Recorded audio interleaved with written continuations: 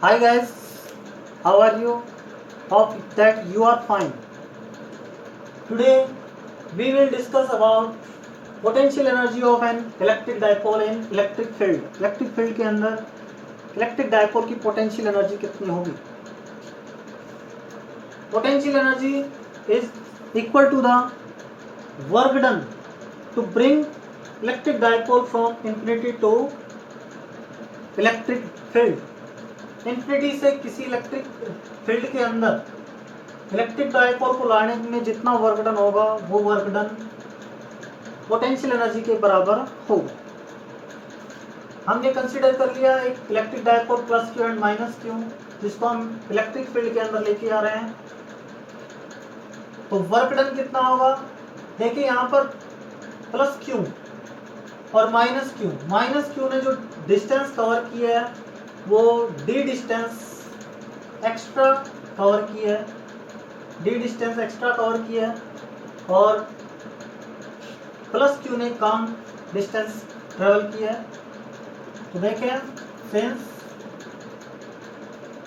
Distance covered by minus Q charge is more, so work done by field,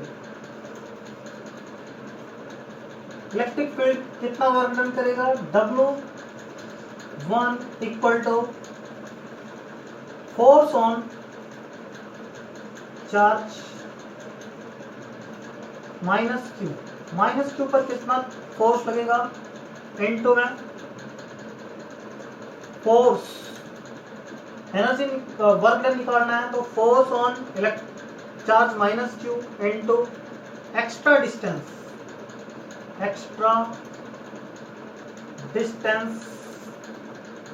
covered. कितनी extra distance उसने cover किया है? Minus Q पर जो force लगा हुआ है ये इस डायरेक्शन में है, तो that mean minus q E, force की value minus q E into में डिस्टेंस डी।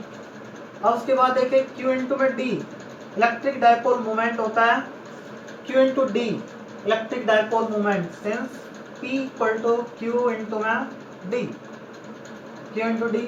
तो minus P E, W1 equal to minus P E, first equation. उसके बाद अब इसको इस डाइपोल को यहाँ तक तो लेके आ गए, अब उसके बाद इसको रोटेट कर रहे हैं किसी एंगल थीटा तक, तो that means work done in rotating from its equilibrium position to an angle theta angle तक इसको रोटेट करने में कितना वर्क डन करना पड़ेगा, ये हम पहले डिस्कस कर चुके हैं। Now dipole is rotated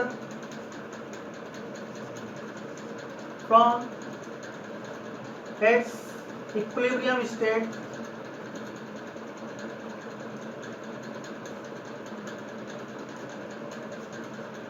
theta equal to 0 degree to theta equal to theta.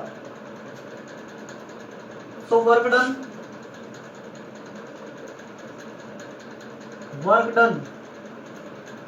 W2 equal to हम डिस्कस कर चुके हैं, W2 की वैल्यू PE।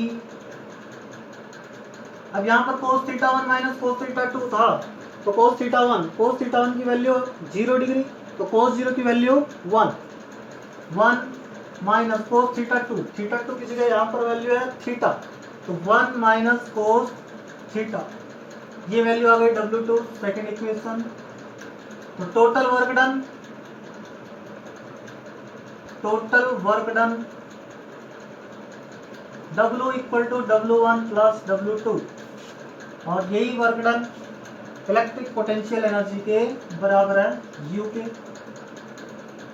तो U इक्वल टू W1 की वैल्यू माइनस PE, W2 की value plus PE 1 minus cos theta minus PE, ये plus PE है, कैंसिल हो जाएगा, वैल्यू आएगी हमारे पास माइनस पीई प्लस में पीई, अंदर मल्टीप्लाई करके देखें तो माइनस पीई कोस थीटा, ये दोनों कैंसिल और वैल्यू आएगी minus PE cos theta, U की वैल्यू। और u इक्वल टू अगर वेक्टर फॉर्म में लिखना चाहें तो माइनस कोस थीटा है तो p vector dot e vector इन वेक्टर फॉर्म।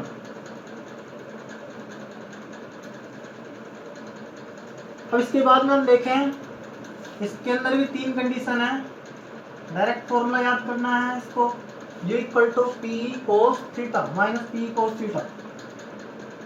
फर्स्ट कंडीशन है इसके अंदर, if p vector is parallel to e vector then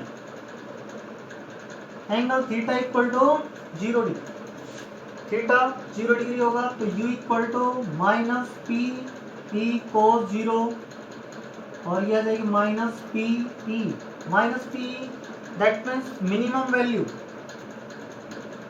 minimum value, minimum value होगी। उसके बाद सेकंड कंडीशन, इसको इस कंडीशन को क्या कहते हैं, इस इक्विलिब्रियम को क्या कहते हैं, so electric dipole is in stable equilibrium,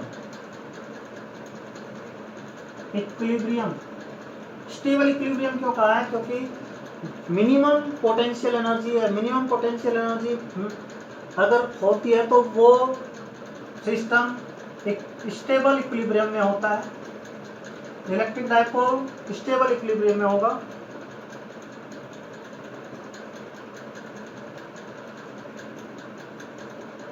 second, if p vector is perpendicular to e vector, perpendicular है तो theta, then theta equal to 90 degree, theta 90 degree है तो u equal to minus P E cos 90, cos 90 की value 0।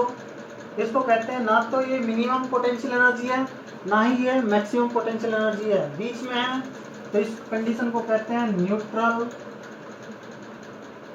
Neutral, neutral equilibrium कहना चाहे तो equilibrium कह सकते हैं, neutral equilibrium, neutral equilibrium. Third condition, if p vector is opposite to e vector, e vector के ऑपोजिट डायरेक्शन में, that means theta equal to 180 degree, u equal to minus P E cos 180 degree और ये वैल्यू आएगी minus P cos 180 degree, minus cos 180 minus 1 तो plus P E, plus P है तो ये maximum potential energy, maximum potential energy है, इस स्टेट को कहते हैं अनस्टेबल इक्विलिब्रियम, अनस्टेबल इक्विलिब्रियम। क्यों, क्योंकि इसकी मैक्सिमम पोटेंशियल एनर्जी है, that means dipole automatically turn हो जाएगा, तो ये अनस्टेबल इक्विलिब्रियम होता है। थैंक्स।